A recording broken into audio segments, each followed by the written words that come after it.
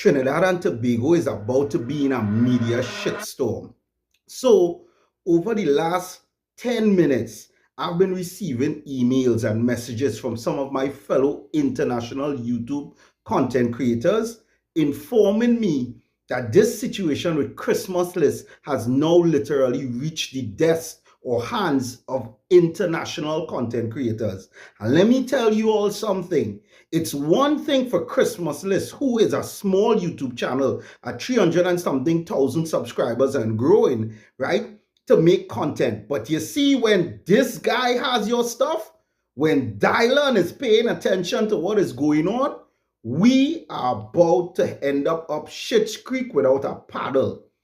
This guy is one of the biggest content creators in the world, especially when news and media is concerned. And that story, from what I've heard, has just got in his hands.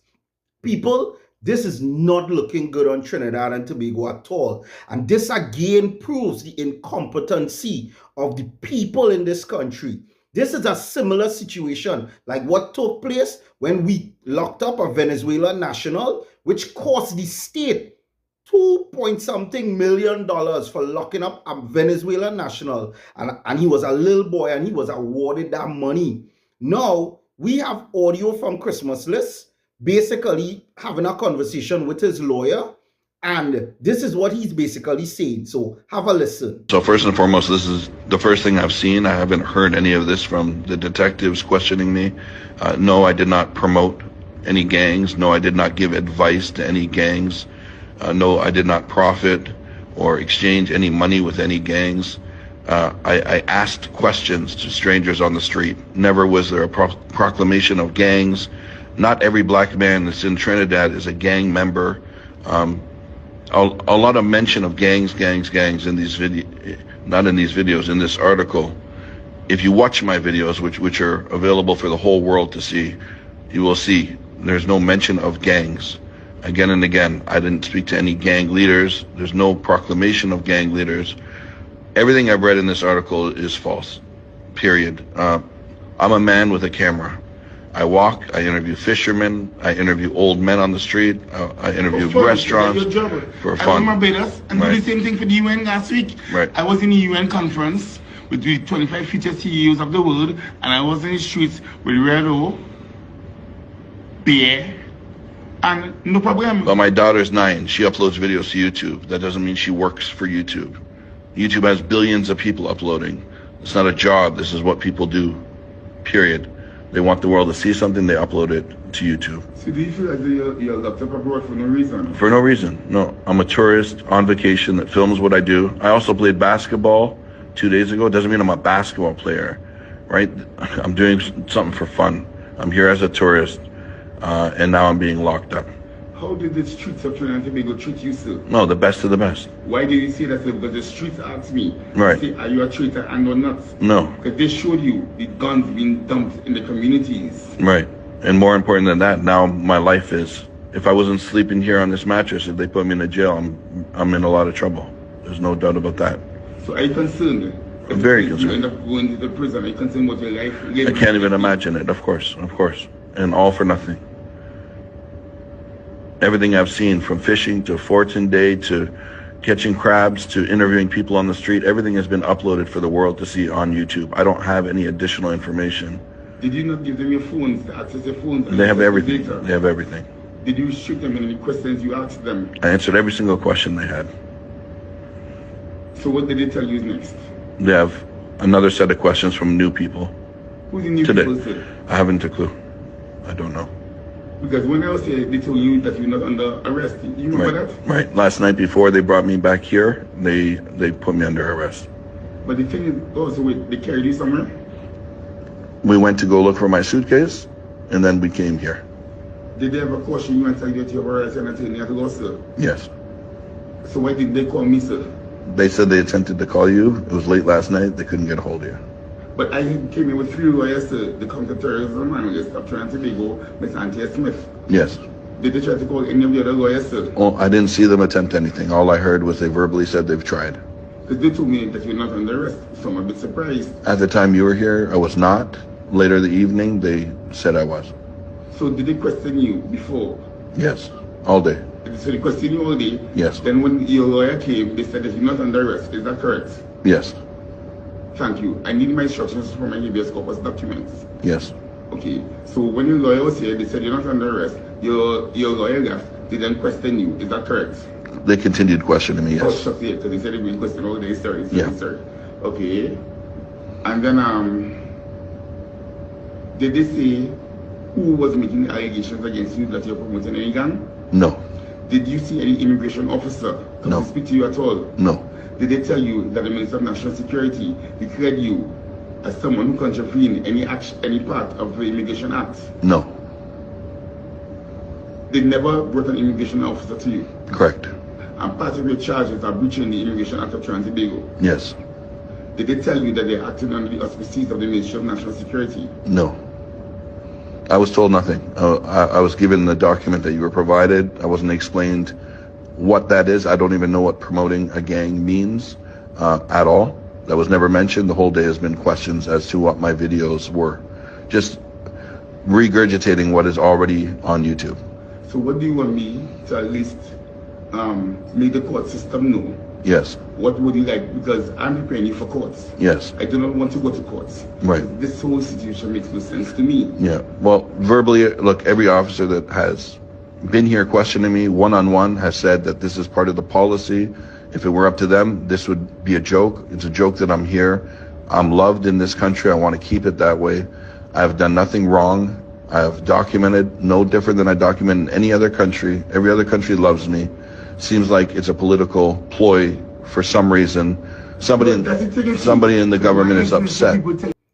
Now, if you pay attention to what Christmas List is basically saying there, he is basically saying that a lot of the officers who are interviewing him are agreeing that this is nonsense that he's being held on, and that he believes that there's political interference in what is going on here. And I told you all that in my first video this morning. This has way more ramifications than what you all think is going on. And I'm telling you all, the government is taking a moronic side in dealing with this situation, and it's going to come back and bite them in their ass. And I'm telling you that for sure. You see, our anti-gang legislation is full of potholes, just like our country. It's nonsense. How many gangsters do we have that were actually locked up under these anti-crime laws? How many? These anti-gang laws? Let's be honest. In most cases, we have police vans parked up outside gangsters' areas, keeping the gangsters safe under the guise that they're protecting the citizens. That is the kind of nonsense that we promote in this country. None of these gang guys ever get locked up for any anti-gang legislation. You all are locking up Christmas List, right?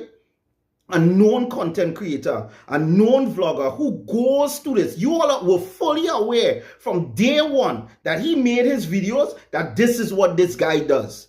None of you all reached out to him. None of you all told him that, listen, this goes against our anti-gang laws. No, you all allowed him to continue to film that footage, right?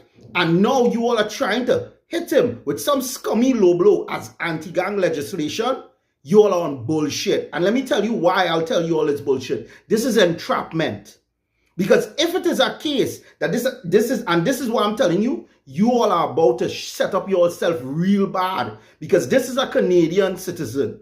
Their laws are different to ours, right? And you all are about to burn bridges with this. Because let me show you something. The bullshit that you all entrap citizens in Trinidad and Tobago with on a daily basis, it ain't gonna fly here. And I'm going to tell you why. Because you see, if you all knew that he was a content creator and you all knew that he was here all this time doing this, why didn't anybody reach out to him and tell him cease and desist from what he was doing?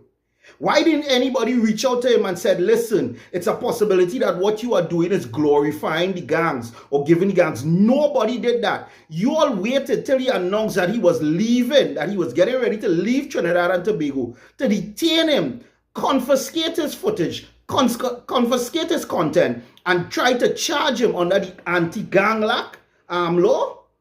Really? You all are on bullshit. And I'm telling you, these international YouTubers, they are going to pick your ass apart. And I'm telling you all, the worst one that you all want to get this news is Dylan. Because Dylan, millions of people tune into Dylan just for news. And when this thing goes international and it goes viral, which I'm telling you is going to happen in the next few hours, you all are going to genuinely regret this mistake you're making. Because the president you all are now setting here is that any content creator that comes to Trinidad, that films anything that has to do with this country in a negative way, goes against the laws. When did that law get drafted? When did holding a camera and vlogging, and this is why I'm telling you all, this is the government eroding the democracy and the freedoms of the citizens of Trinidad and Tobago and international content creators. When they start to do people on an international level, it's only a matter of time before me or any other voices like ours that stand for this. This is the same nonsense that Paul Richards was trying to peddle in Parliament the other day about people having content creators being able to speak out about things on platform that could shift votes or shift elections. You all have to understand the first thing to destroy democracy is to silence people who speak out. Christmas did nothing wrong. He's just a man with a camera walking through a community and highlighting the issues of the community. And I told you all in that first video, the mistake Christmas did was he highlighted PNM constituencies. He made the government look incompetent. He made Trinidad and Tobago, right, look like it's not the shiny gem that it is. And it isn't a shiny gem. It's covered in corruption. It's covered in nepotism. It's covered in all sorts of despicable acts that is done by the main political party that has ruled the country for many years. And all of a sudden, you have these same people who everybody has referred to as Rowley's children speaking out on a video saying that they are being denied opportunities, they are being denied jobs, that poverty is high, crime is high, that they have to resort to all sorts of means to survive and stuff like that. And out of nowhere, instead of our Prime Minister use his head, instead of the common sense of the TTPS is to reach out to him and interview him and give their side. And I have to say, big up Superintendent Gorg. If you all didn't see Superintendent Gorg interview, I am convinced that Gorg snappy finger with that Thanos gauntlet, vaporize the brain and somebody put in a more intelligent one. It's the most sense that I've ever heard Superintendent Gorg speak in his life. And Gorg made perfect sense in his video. And maybe that and all ruffled their feathers. Maybe because Gorg was sent on a vacation, he felt like, listen, I go just talk the things as it is. And now you all are trying to silence the messenger. But let me tell you all something. You all are fools, because in your quest to silence Christmas you all have now attracted many international content creators who do the same style. And I'm telling you, based on the emails that I just got, they're going to make videos. This is not going away. You all just made a serious FUBA, and it's about to bite you all in your ass. There's better ways this could have been done. And if you all knew that what he was doing goes against anti-gang legislation and you allowed him to do it, that is not enforcing the law. That is entrapment. And because of that, Christmas deserves to be set free and all charges against him dropped. Make a better version of yourself, Trinidad and Tobago. Let good sense prevail. I out.